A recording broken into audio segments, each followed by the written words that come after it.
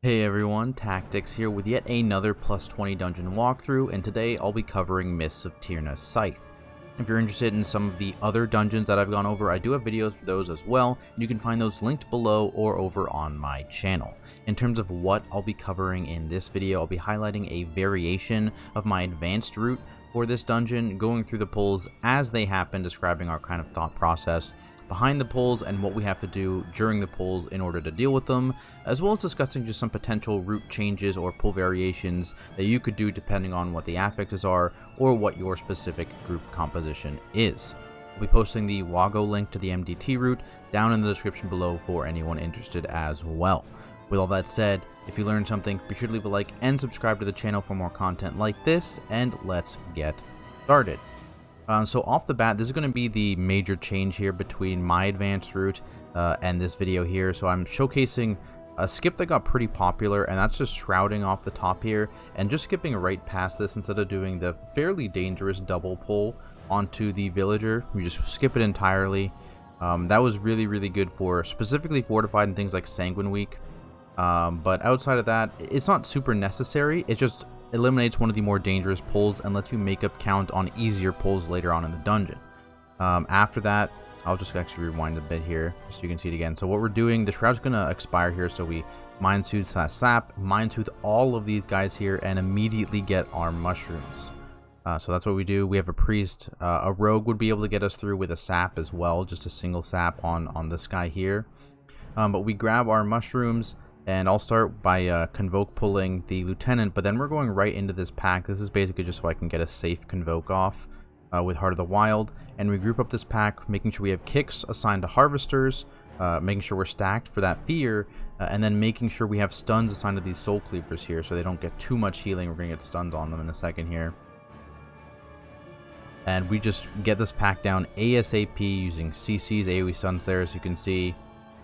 It is pretty dangerous, and it's especially dangerous on fortified weeks. I think on fortified weeks in particular, we'd either have to commit something like a mind control or just a hard CC to one of the harvesters. But overall, this pack went pretty well. It's a big time save because you're pulling a fairly dangerous pack with a Varuth, and you're able to do that because you're not blowing all your CDs at the beginning of the dungeon. So overall, I think this is definitely a net time save over not skipping that villager at the beginning, just because it enables that pull right there.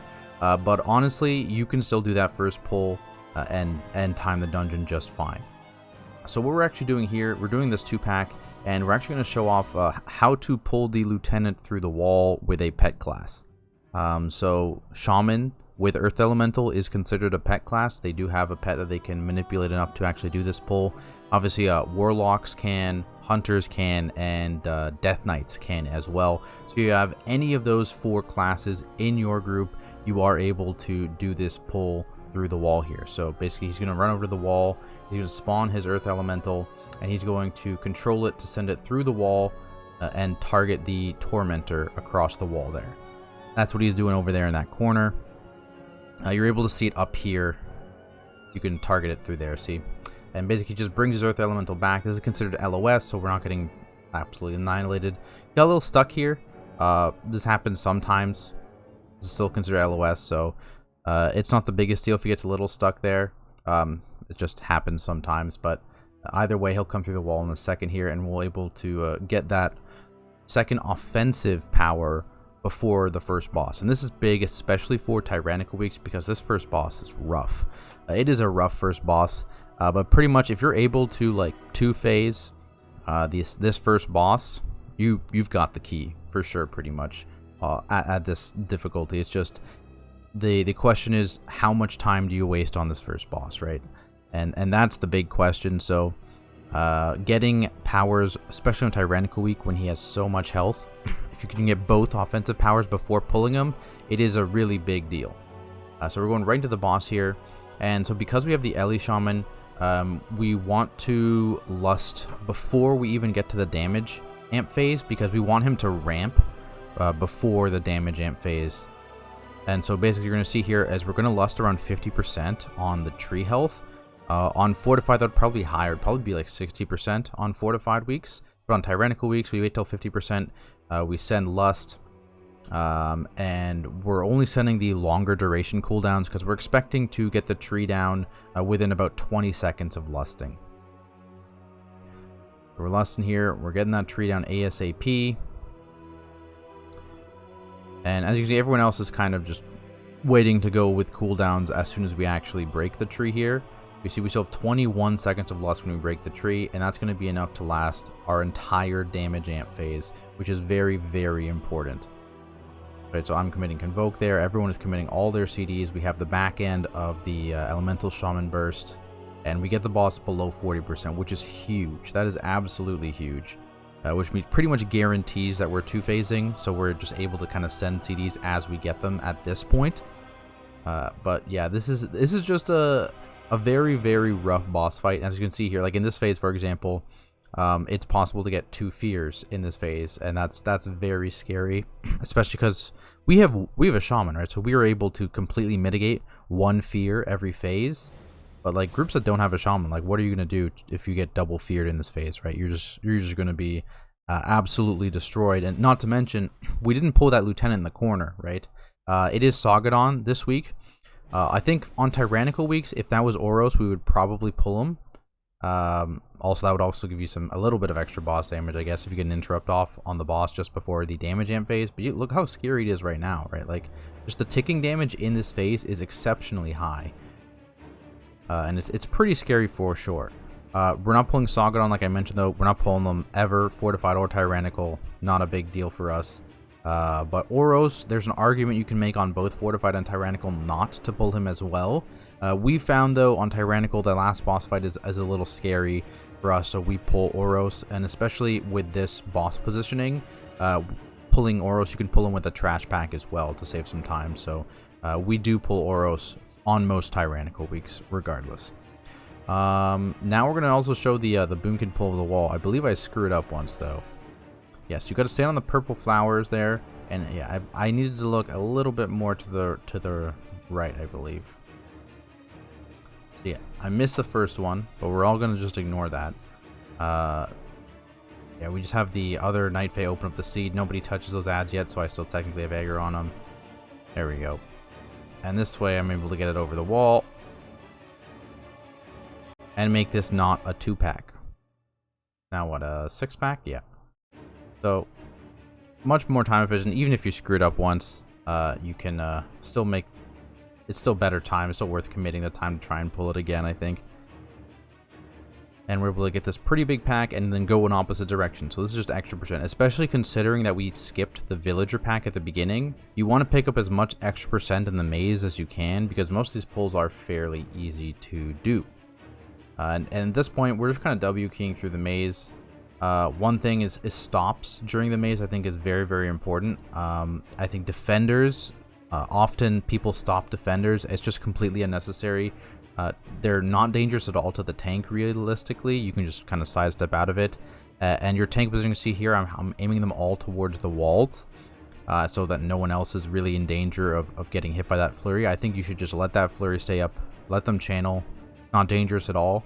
And there's so many other stops in these packs. The bites from those foxes, super, super important to stop every one of those. The stomps from the guardians, super important to stop.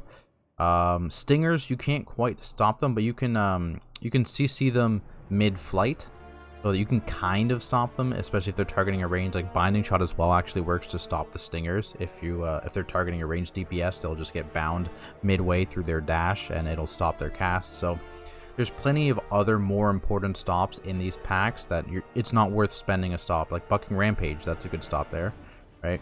You don't want to stop defenders. It's not worth your time. Other than that, not too much exciting stuff in this maze. I believe we do show off another wall pull later on. Let me fast forward a bit here. A frog pull. Not a double frog pull though. With double melee, I do not recommend double frog. That's just my opinion, especially if you don't have lust up, because we had to lust fairly late in the dungeon. And you're gonna see we get not great lust in this dungeon because we wanted to make sure we committed that lust to the first boss. It definitely helped too, because we definitely got so much extra damage into that boss because of Bloodlust and committing Bloodlust to it, that there was a potential we 3-phase that fight if we don't commit Bloodlust, right? So It's worth the time save because that's like the biggest time save you can have in this entire dungeon by reducing a phase on that first boss. But it gives the rest of the lusts, it makes the rest of the lusts in this dungeon a little poor. I think one more pack after this. This is like the end of our maze here. You can pull this pack through the wall right here where we came out. No matter where you come out, assuming you didn't pull that pack during your maze, you can grab this pack through the wall. And that leaves us at a pretty respectable count number, leaving this maze. We're going to be over 60%, which, considering the fact that, again, we didn't do that first double pull right off the top of the dungeon, this is a very good percentage to end up at. So we're just clearing this stuff, and we're going straight to the boss. And you can see, like, we still have so much time on Bloodlust. It's going to be a little while before we get that up. I believe we basically don't even get the third Bloodlust. I was considering, like, we were very on the edge here of like, okay, are we even going to get to Bloodlust again in this dungeon?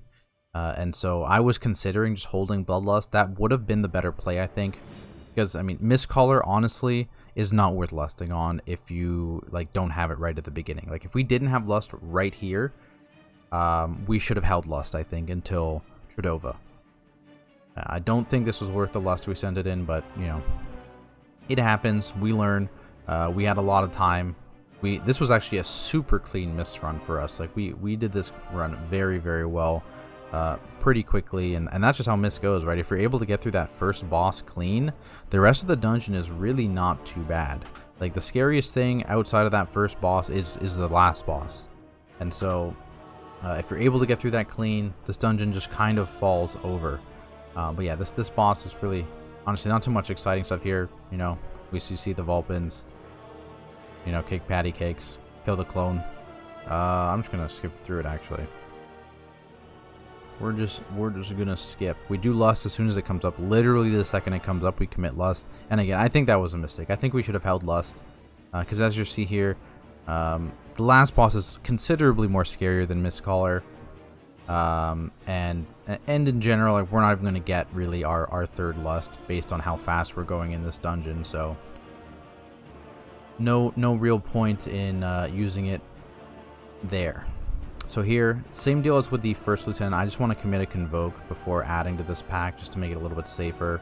And then we just pull this 3-pack with Oros. It's a little hard to see actually with all the how big the bugs are and then the bug animations. It's a little hard to see some of the swirlies on the ground, and then Oros is frontal, but you know, it is what it is. Do your best to dodge here and live. And then we're gonna go straight into a pretty big pull, a double pull here with the pack to our directly in front of us, and then the pack slightly to the right. I'll show you when we get to it. I believe it's slightly delayed. We have pretty bad timing on the flyer pad. So the number one thing in this area, especially on fortified weeks, but in general, you just want to avoid all of the flyers. The flyers are terrible. You don't want to pull those guys at all. So we try and avoid them. So see, there's this 2-pack here. I pull before they get anywhere near it so they don't come along. He unfortunately has to wait because that flyer 2-pack is flying directly over the pack as we get here. Unfortunate, but normally we'd pull these 2 packs directly together much quicker than this, and it would be like an Incarn pull. But honestly, this is doable by most tanks. I don't think Incarn is even super necessary on tyrannical weeks. It's a little scarier on fortified weeks, of course, but honestly, this pull not too spooky at all. Pretty doable by most tank specs in my opinion. It's a pretty simple double pull.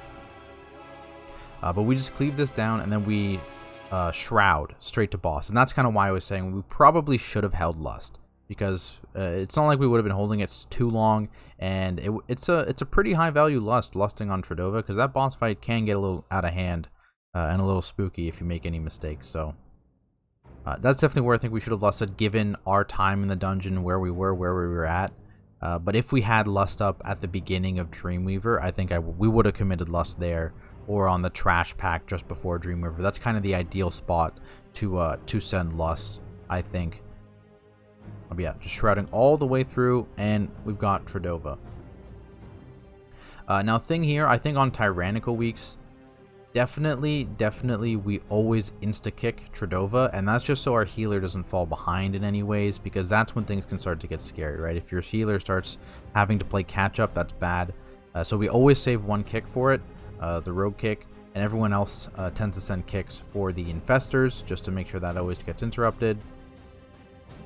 For these little bugs, they are a little bit scary because of the physical damage, right? So we just kind of group them up, leave them down ASAP, use TCs, that kind of thing to deal with them. I missed the kick here, unfortunate, and it overlapped. It was just like the worst overlap possible. Yeah, that's a my bad situation, right? Because we had people running away right before the kick went out, dealing with the mind link, but then also the AoE's ticking at the same time. We have to break the shield before you can kick it, right? So there's a pretty unfortunate overlap there, but we're able to recover just fine here. Same deal, just grouping up those larvae, stunning them whenever possible, any other kinds of CC, and just kind of cleaving them down, and then just getting kicks. Nothing else exciting, I don't think, happens throughout this boss fight. We've had our 2 deaths. I think that's all that happens in this one. But notice here, I am holding Incarn basically this entire fight. As soon as I get it, I'm not sending it. I'm holding it because I know that I'm going to need it, because we're doing a huge pull right after this. So skipping ahead a little bit here to the end of the fight.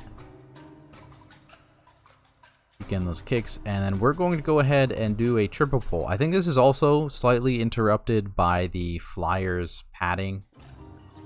They're just about in the worst possible pad spot. Yeah, because I want to pull all 3 of these bug packs together, but I can't quite, because yeah, the flyers were just going right over it as I was getting there. So I wait for them to pass a little bit, and then I go in and add the 3rd pack. But ideally, again, this pack, just like the pack we did before Tradova, is grouped up much faster than this. It's just a little unlucky with the positioning of those flyer mobs. And then I drag it back a little bit because, again, I don't wanna have our party be tagged by those flyers padding by.